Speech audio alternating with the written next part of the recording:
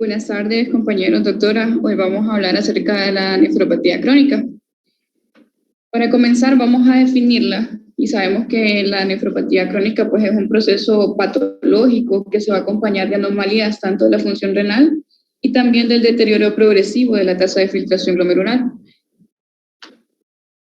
en donde vamos a encontrar que en la nefropatía en etapa terminal es una etapa de la nefropatía crónica, donde van a haber una acumulación de líquidos, toxinas y electrolitos que normalmente son excretados a los riñones y que van a causar, por ende, un síndrome urémico que puede llegar a conducir a la muerte, a menos de que se eliminen esas toxinas y se use un tratamiento de sustitución de la función renal, como la diálisis o también un trasplante renal, ¿verdad?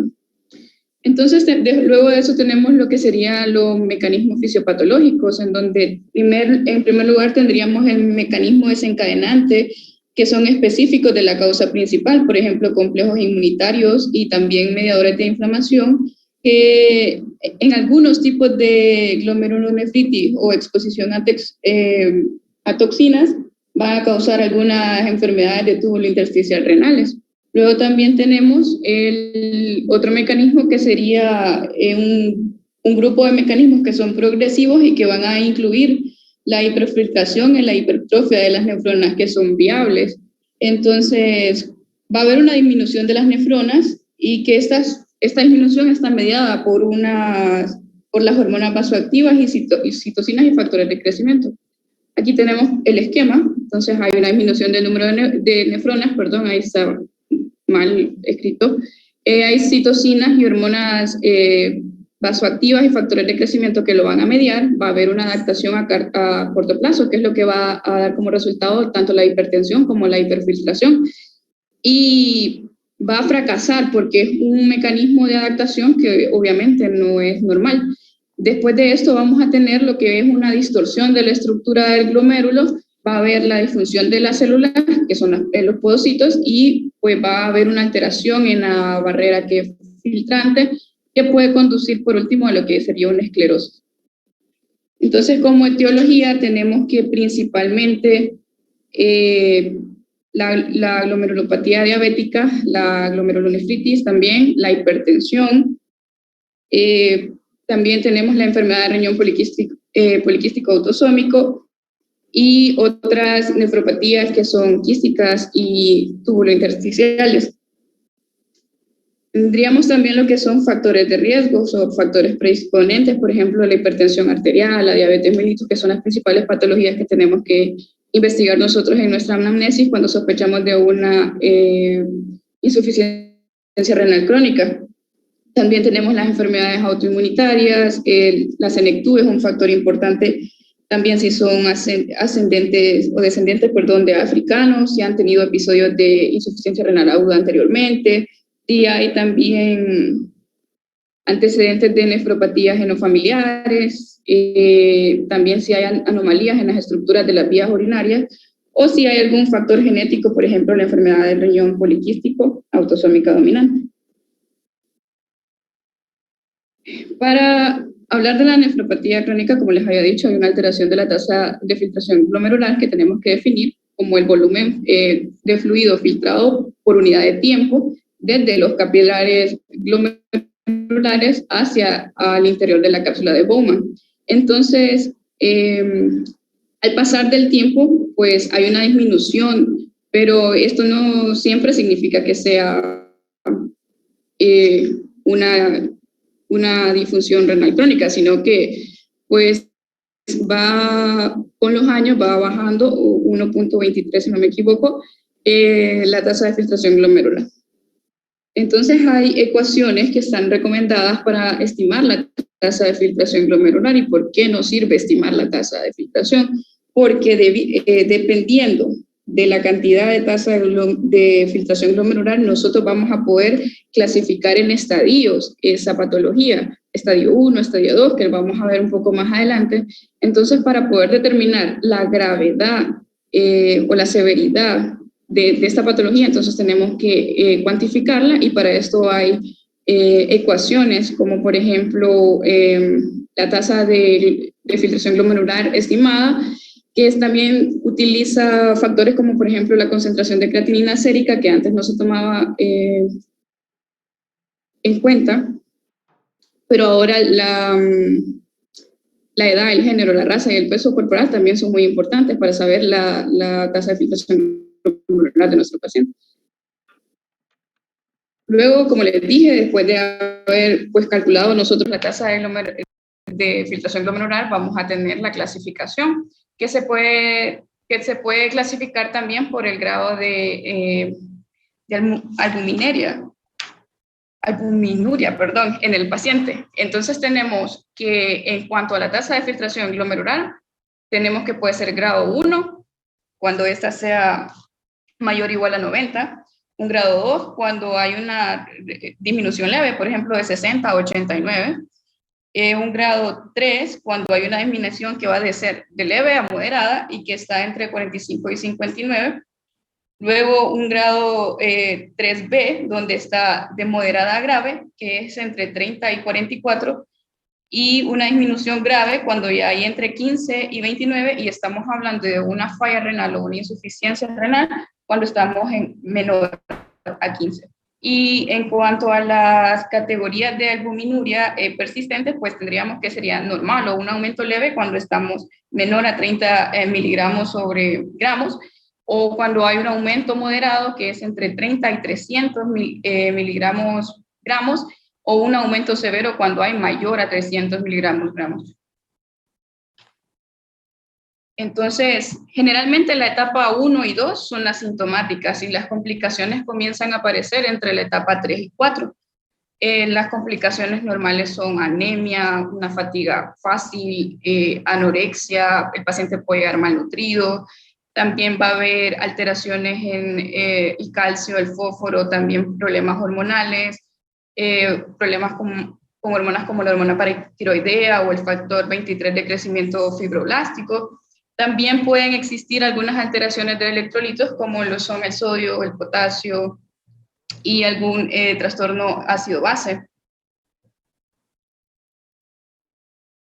Luego tendríamos el síndrome urémico, que es la acumulación de todas esas toxinas que no se pueden excretar porque el riñón no está cumpliendo con su función.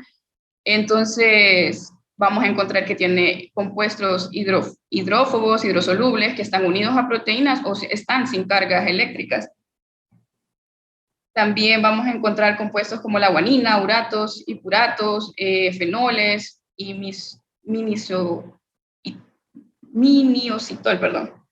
Entonces, este síndrome urémico va a tener una fisiopatología también, que pues sabemos que con la insuficiencia renal va a cambiar las concentraciones plasmáticas de muchas hormonas, como son las paratormonas, que ya les había mencionado, la insulina, el glucagón, los esteroides, la vitamina D, y vamos a hablar de que patológicamente la uremia va a tener 3 causas, que una es la consecuencia de la acumulación de esas toxinas que no se pueden excretar, la otra es la consecuencia de la desaparición de otras funciones renales que van a ayudarnos a la homeostasis de líquidos y electrolitos que están mediados por las hormonas que les mencioné anteriormente.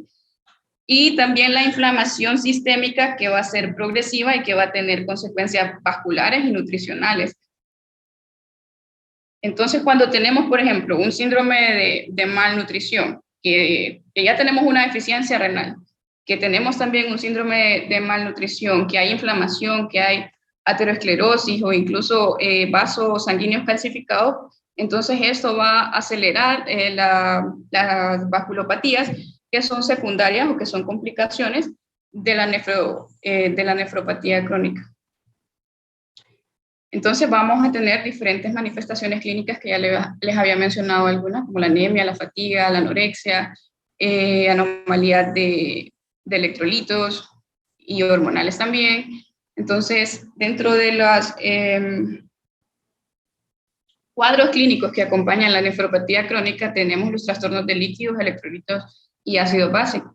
Entonces tenemos principalmente lo que es la homeostasis de sodio y agua, en donde hay una nefropatía, ya nuestro riñón está sufriendo, entonces vamos a tener retención de sodio, va a haber una expansión del volumen del líquido extracelular, lo que va a causar una hipertensión y una aceleración de la lesión de las nefronas.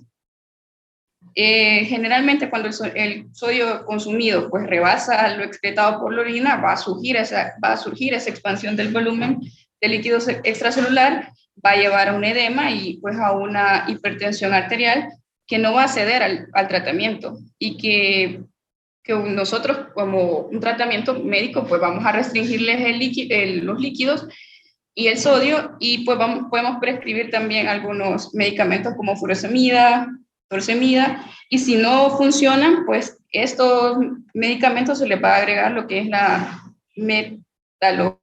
metalosona. Luego tenemos lo que sería la homeostasis de potasio, en donde pues obviamente como hay una disminución de la tasa de filtración, también va a haber una disminución de la expresión de potasio. Y sabemos que la secreción de potasio pues está mediada por lo que es la aldosterona y como un mecanismo de defensa adaptativo a la retención de ese potasio, el sistema digestivo lo va a excretar en mayor medida. También influye aquí pues lo que son, si nuestro paciente está tomando lo que son fármacos inhibidores de la enzima convertidora de angiotensina, y los antagonistas receptores de angiotensina también, espironolactona y otros diuréticos que también son ahorradores de potasio, como la amilorona y el triamtereno. Entonces, algunos factores que están relacionados con esa hiperpotasemia, que también va a dañar obviamente el organismo, es una mayor ingesta de potasio en los alimentos, una mayor catabolia de proteínas, la acidosis metabólica, la hemorragia y la hemólisis. También se presenta lo que sería la acidosis metabólica en los pacientes, como es una perturbación bastante frecuente, de hecho, en los nefrópatas crónicos. Aquí lo que va a haber es como la función renal va empeorando, entonces la excreción de los ácidos por la orina se va limitando en cada estadio de la enfermedad un poco más, hasta que se limita a de 30 a 40 milimoles. Los aniones que están retenidos en el cuerpo, porque no fueron excretados por la orina, van a causar la acidosis metabólica con desequilibrio aniónico. Ya en cambio, la hiperpotasemia y la acidosis metabólica se presentan más comúnmente en fases terminales, pero generalmente la acidosis metabólica en pacientes nefrópatas crónicos es leve y se puede corregir administrándole al paciente bicarbonato de sodio. Entonces, en un resumen así pequeño del tratamiento de estos desequilibrios, entonces vamos a ajustar lo que sería el sodio, vamos a darle diuréticos de acción en el ASA-GENLE a los pacientes con trastorno de sodio-agua, vamos a darle diuréticos perdedores de potasio o la interrupción de los diuréticos que van a retener el potasio, y en la hiperpotasemia resistente pues se indica la diálisis en los pacientes con nefropatía crónica. Luego tendríamos lo que son los trastornos del metabolismo del calcio y del fosfato, en donde aquí las anomalías de este trastorno son generalmente en el esqueleto, en los lechos vasculares, y también van a afectar algunas partes blandas extraóseas. Como manifestaciones tenemos el gran recambio óseo con concentraciones mayores de paratormona, o lo que se conoce como osteitis fibrosa quística, en donde histológicamente hablando vamos a encontrar una osteoide anormal, va a haber también lo que es fibrosis ósea y elementos hemorrágicos.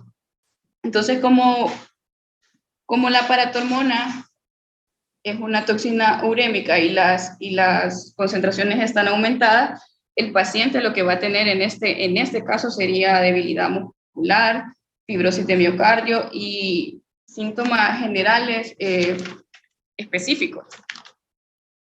Ya cuando hablamos, por ejemplo, del recambio óseo reducido con concentraciones menores de paratormona, que se conoce como osteopatía dinámica y osteomalacia, pues lo que vamos a tener aquí es una disminución en el volumen y la mineralización ósea, que es producto de la deficiencia o de las cantidades menores de paratormona.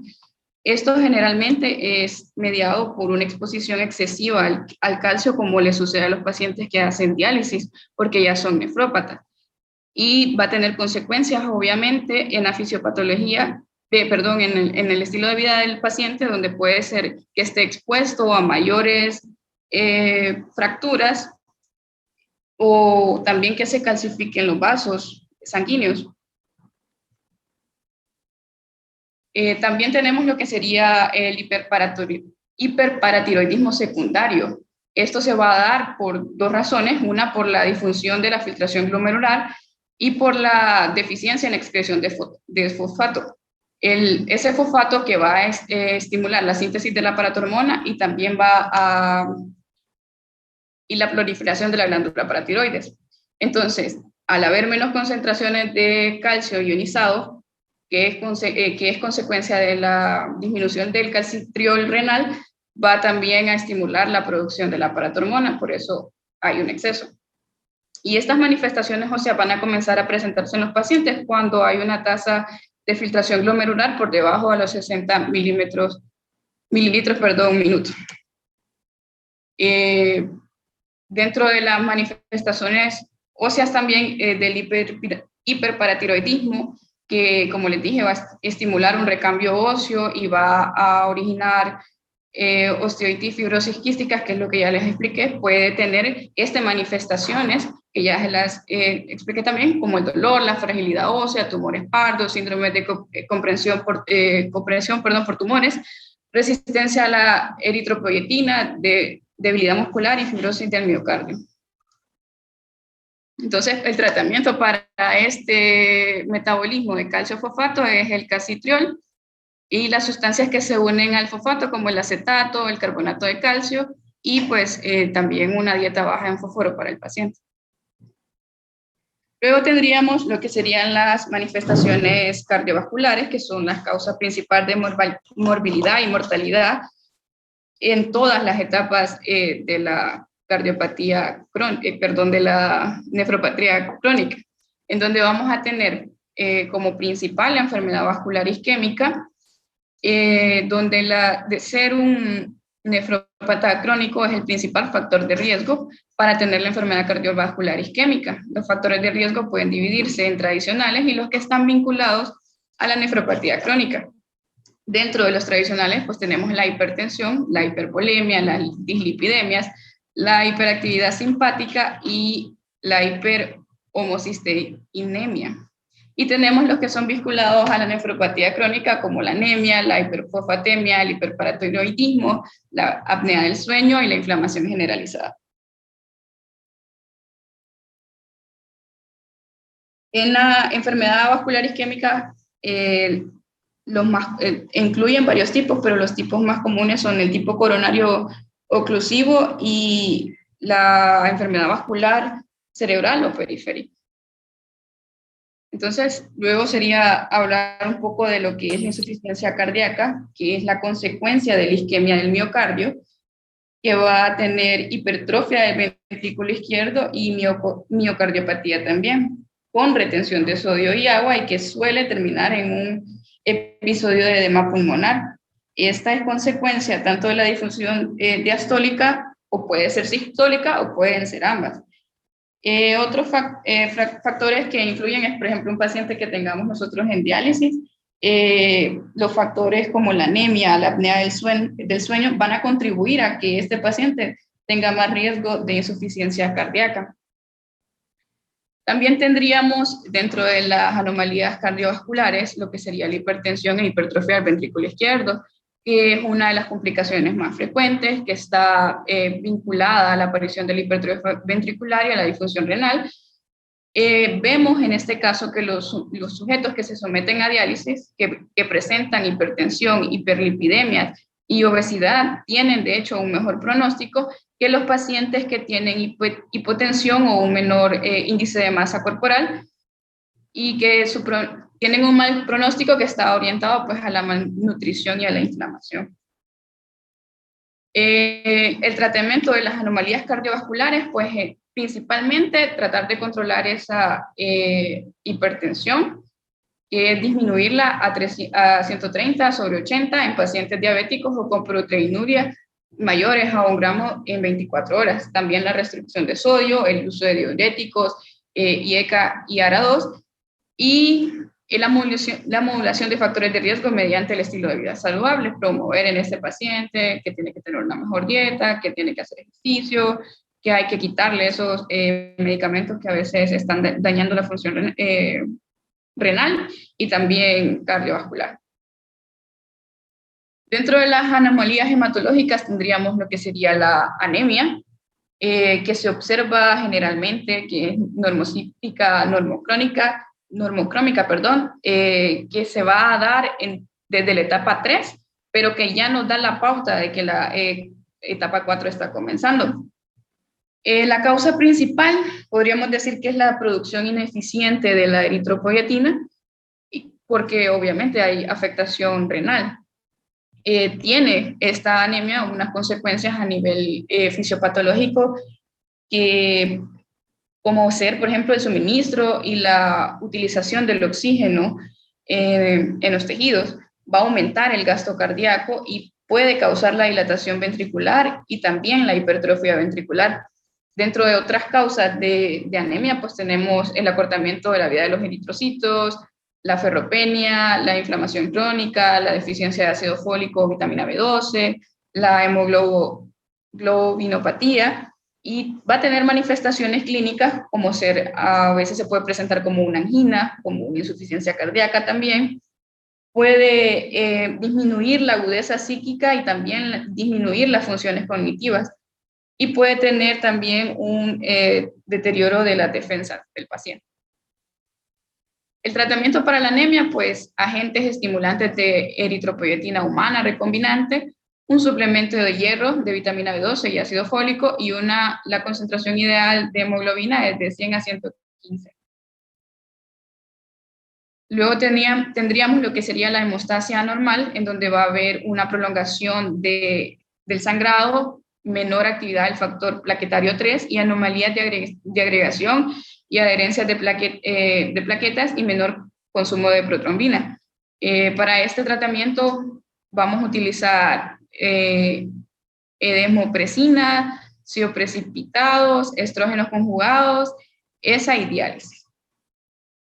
Dentro de las anomalías neuromusculares que podríamos encontrar en un paciente que es nefrópata crónico, tendremos lo que son las anomalías del sistema nervioso central, con alteraciones de la memoria, alteración del sueño, calambres, fasciculaciones, asterixis, convulsiones, incluso el coma.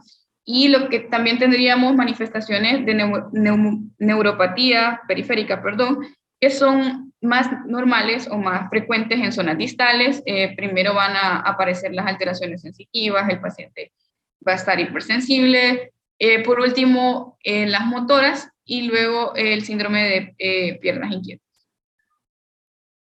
También podríamos encontrar anomalías nutricionales y del aparato digestivo, por ejemplo, el hedor urémico, que va a provenir de la degradación de la urea en amoníaco en la saliva, y se puede acompañar de disgeusia. La retención de las toxinas urémicas también pueden causar anorexia, vómitos, náuseas, y la acidosis metabólica y la activación de las citocinas inflamatorias van a estimular la catabolía de las proteínas, como les había mencionado anteriormente. Pueden existir también anormalidades en la piel, como ser el prurito frecuente, la pigmentación cutánea, que es debido a los depósitos metabólicos retenidos, y la dermopatía fibrótica nefrógena, que es una induración subcutánea progresiva, que es particularmente en brazos y piernas, donde se le puede dar al paciente antihistamínicos o glucocorticoides, tópicos. Luego, para valorar a nuestro paciente, pues tenemos que hacer una buena anamnesis, buscando antecedentes como ser la hipertensión, la diabetes, el consumo de algunos fármacos o drogas, o de uso de medios de contraste. También indagar por antecedentes familiares de nefropatía, anomalías de la orina, problemas con embarazo o preguntar por síntomas de síndrome urémico, ¿verdad? Malestar general. Luego tenemos lo que sería el examen físico, en donde nosotros vamos a prestar particular atención a lo que es la presión arterial, a hacerle un correcto fondo de ojo, una exploración del área precordial, la retinopatía, vamos a buscar edemas también, vamos a buscar polineuropatía sensitiva, asterixis, roce pericárdico o el síndrome de piernas inquietas. El tratamiento para la nefropatía crónica comprende básicamente de la regulación de aquellos factores de riesgo que están presentes y que han sido desencadenantes. Por ejemplo, la regulación de una diabetes mellitus en pacientes que son diabéticos. También la regulación de fármacos inmunodepresores y tratamientos nuevos para retrasar la citogénesis en la poliquistosis renal.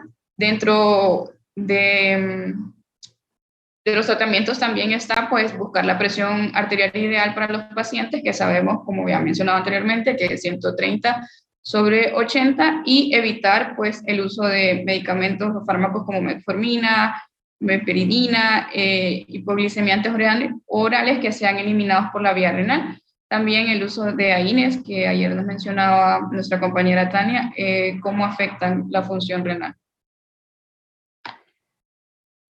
Y luego, pues, también sabemos que los pacientes nefrópatas asisten a diálisis, pero también en casos que son más graves, estadios donde ya no es suficiente la diálisis, se le recomienda al paciente un trasplante renal.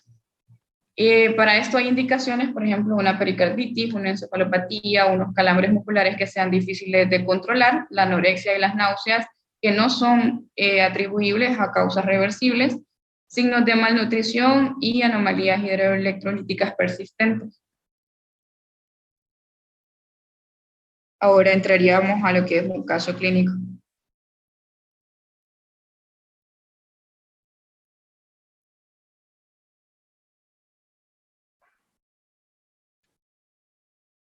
Bueno. Hola, no sé si alguien, antes de pasar al caso clínico, no sé si alguno de sus compañeros tendrán alguna pregunta o algo que agregar. Ayer hablábamos, como este es un tema bien parecido al que comentábamos ayer también comentábamos sobre las causas, no son causas, sino las indicaciones de hemodiálisis de urgencia, que también en un paciente nefrópata crónico, aunque ya esté en hemodiálisis, cuando requieren una hemodiálisis de urgencia. Son las mismas prácticamente de las que comentábamos ayer. De ahí con lo demás, pues el tema bastante bien abordado. No sé si alguien tiene alguna duda o algo que agregar.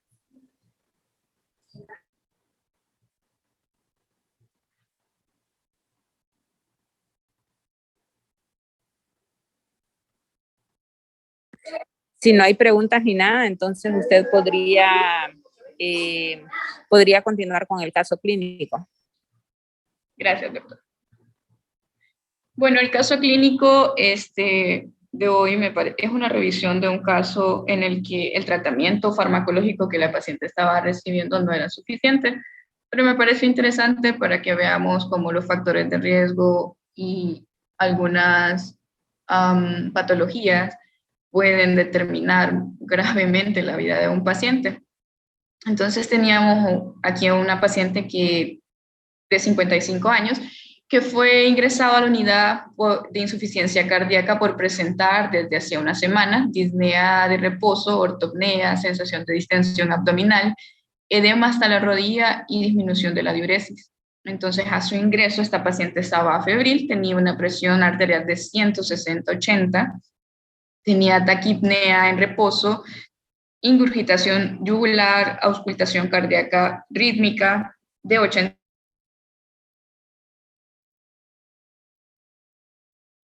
pulmonares, el abdomen estaba distendido, no era doloroso, había presencia de hepatomegalia de 3 a 4 centímetros bajo el reborde costal y presentaba edema con fobia hasta la rodilla, pero no se podían palpar los pulsos pedios.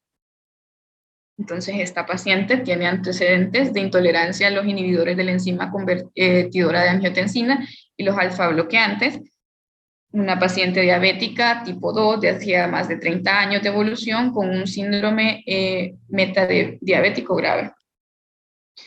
También es una paciente cardiópata quien presentó un infarto tipo agudo al miocardio en el 1999, a la que se le efectuó un bypass doble en ese mismo año. Luego, en el 2000, presentó una angina inestable, se le realizó una angioplastía y se le colocó un stent y un bypass de esa vena coronaria derecha. En el 2004 se volvió a hacer otro cateterismo en donde se evidenció una obstrucción del 100% descendente anterior medio y el 100% de la coronaria derecha proximal, 85% de la coronaria derecha media y una fracción de eyección que era del 35%. Y sabemos que la fracción de eyección normal es entre 50 y 75. Y se desmintió, se desestimó para un trasplante cardíaco. Esta paciente también presentaba isquemia crónica en miembros inferiores con angioplastía transluminal, también tenía retinopatía diabética, incluso fue intervenida de cataratas en ojo izquierdo con una hemorragia retiniana en ese mismo ojo, era también dislipidémica, hipertensión secundaria de al menos 5 años de evolución con controles variables y componentes ortostáticos. Luego también presentaba anemia hemolítica secundaria, anticuerpos de anti-JK y anti-C en seguimiento por hematología desde el 2004 y tenía un trastorno psiquiátrico de adaptación con síndrome ansioso depresivo. Los exámenes complementarios que se le hicieron, pues tenía una hemoglobina de 10.2, hematocrito de 30%, una tasa de protonbilina de 70%, glucosa de 240, hemoglobina glucosilada de 4.5, urea en 132 miligramos sobre decilitros, creatinina de 2.3, sodio de 135 miliequivalentes, un potasio en 5.2, una troponina y creatinina sinasa normales y una proteinuria de 3.4 gramos en 24 horas. La última vez que la paciente llegó a consulta, porque ya era conocida, tenía una urea de 116 miligramos sobre decilitros, una creatinina de 2.1, un aclaramiento de la creatinina de 35 mililitros por minuto y una proteinuria de 3.44.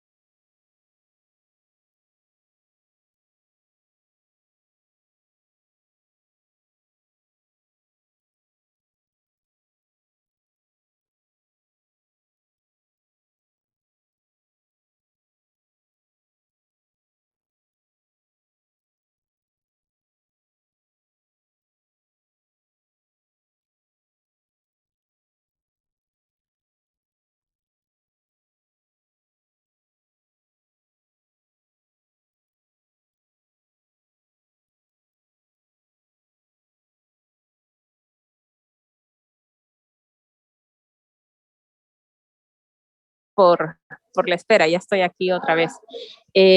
Bueno, les comentaba de que es un caso bien bonito, pero definitivamente es un caso bien complejo porque no solamente estamos ante una situación de una enfermedad renal terminal, o sea, el paciente no solamente es nefrópata, también es un paciente cardiópata.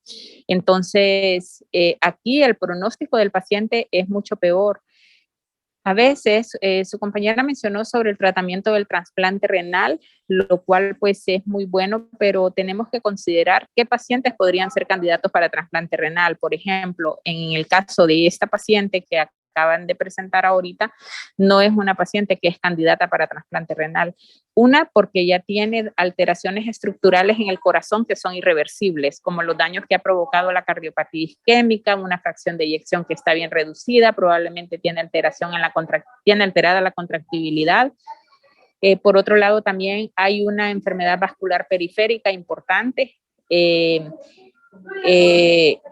si vemos, tiene retinopatía, tiene la nefropatía y tiene problemas en extremidades inferiores, entonces esto nos hace ver de que el problema vascular no solamente es de pequeño vaso, también, o sea, de las pequeñas arterias, sino también de las de mayor calibre, entonces todos por igual están siendo afectados.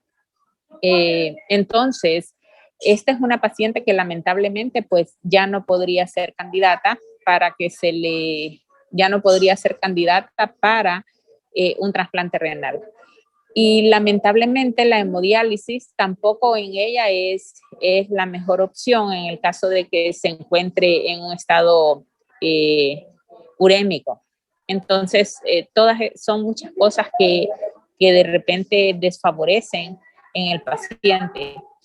La diabetes mellitus jóvenes es una enfermedad que es fácil de tratarla, fácil de manejarla. En un inicio el paciente está completamente asintomático y si el paciente tiene un buen apego al tratamiento, el médico es juicioso y está pendiente de cada uno de los órganos que tiene que cuidar en un paciente diabético, este paciente se muere de viejito y no se muere por la diabetes ni todo complicado, porque nuestra meta como médicos es hacer de que no quitar las enfermedades del paciente, porque ya una vez hecho el diagnóstico, ya sea de diabetes, de hipertensión, o sea, son diagnósticos que no vamos a poder quitar en el paciente, pero sí podemos tener como meta de que el paciente tenga una buena calidad de vida, que tenga un buen envejecimiento y que lleve una vida completamente normal como cualquier otra persona. Entonces, para esto tenemos que estar cuidando de que el paciente no nos llegue a una insuficiencia cardíaca, que no nos llegue a una insuficiencia renal, que no nos llegue a una retinopatía en donde el paciente pueda estar ciego, que no llegue a amputaciones para que el paciente pueda valerse por sí mismo. Entonces, o a eventos cerebrovasculares y todas estas cosas son las que tenemos que estar cuidando. Sé que no lo mencionó porque Harrison no lo menciona sobre los nuevos tratamientos que se han aprobado para las nefropatías crónicas y yo se los voy a dejar de tarea para que por favor lo revisen.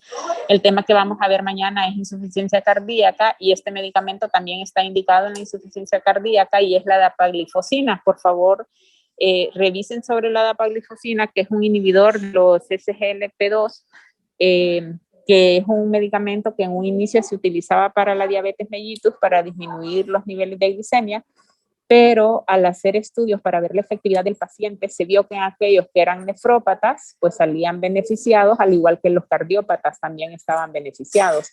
Entonces, son de los nuevos medicamentos que pues se han estado utilizando tanto en pacientes cardiópatas como en pacientes nefrópatas, aunque no sean diabéticos, ¿verdad? Aunque el medicamento fue creado en un principio para la diabetes. Entonces, quiero que lo revisen y mañana tal vez de repente podemos comentar acerca de ese medicamento.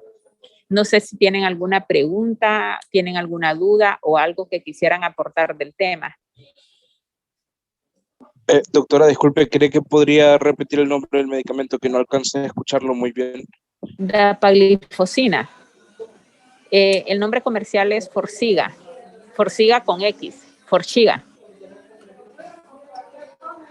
Ok, gracias, doctora. Ok. Entonces, mañana hablamos y esa es tarea para mañana.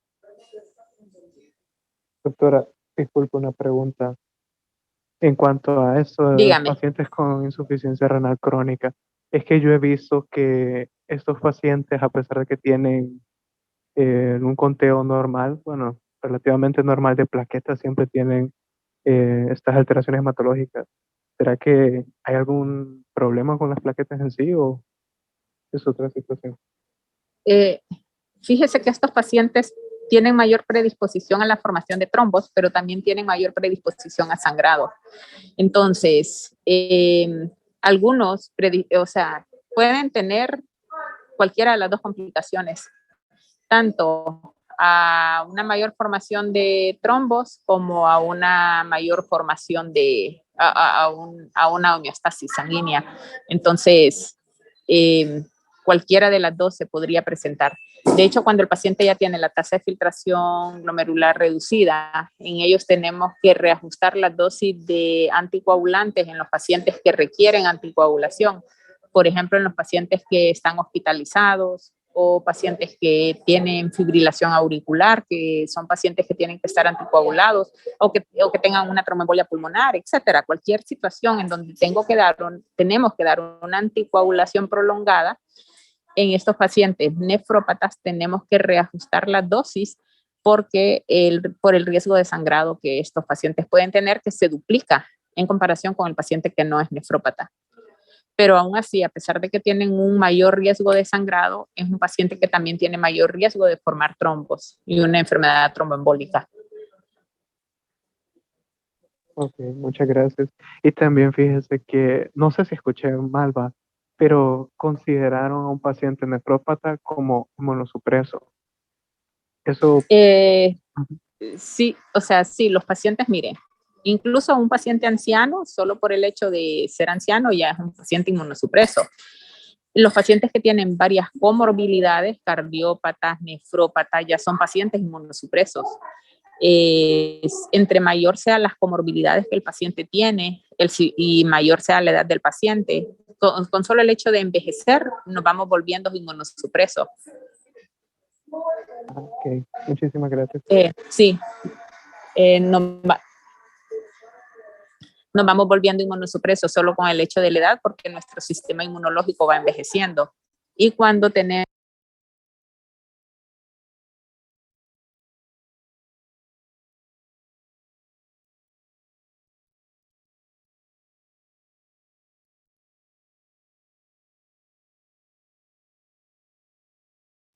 Ah,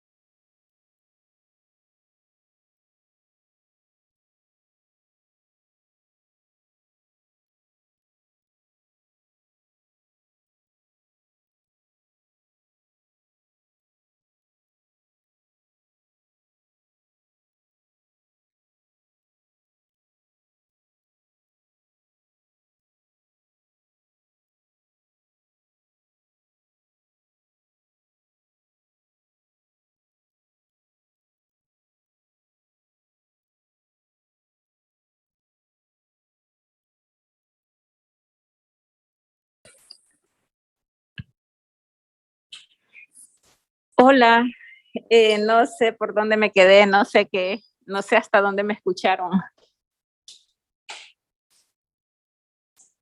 Me quedé hablando sola. Que por el hecho de ir avanzando en edad, el ser humano se va inmunosuprimiendo. Así, se va volviendo inmunosupreso.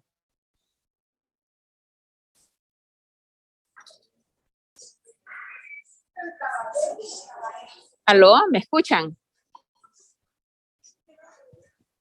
Sí, doctora. Ok. Bueno, no sé si tienen alguna otra pregunta. ¿Tienen una pregunta más o solamente esa era o algo que aportar a la clase?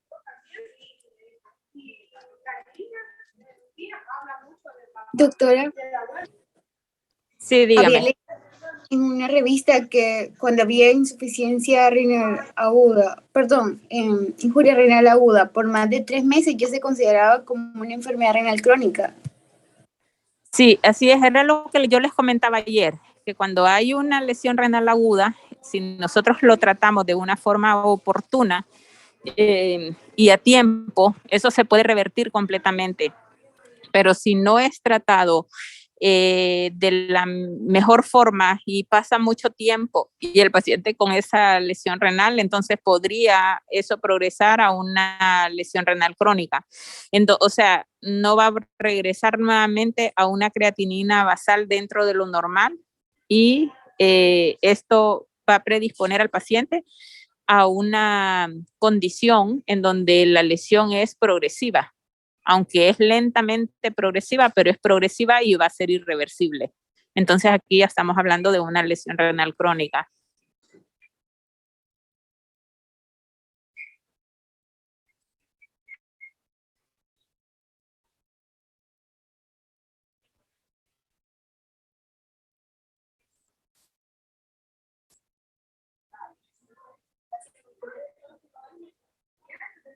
¿Tienen otra pregunta o otra duda?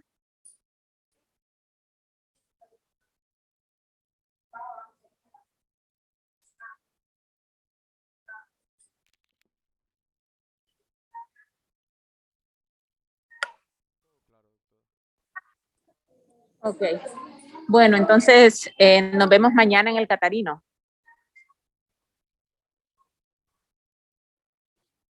Nos vemos mañana, doctora. Gracias. Voy a tratar de estar como a las 12 en el Catarino mañana, para que sea más o menos temprano, a las 12. Yo me comunico con ustedes cuando ya esté por ahí. Vaya pues, bye.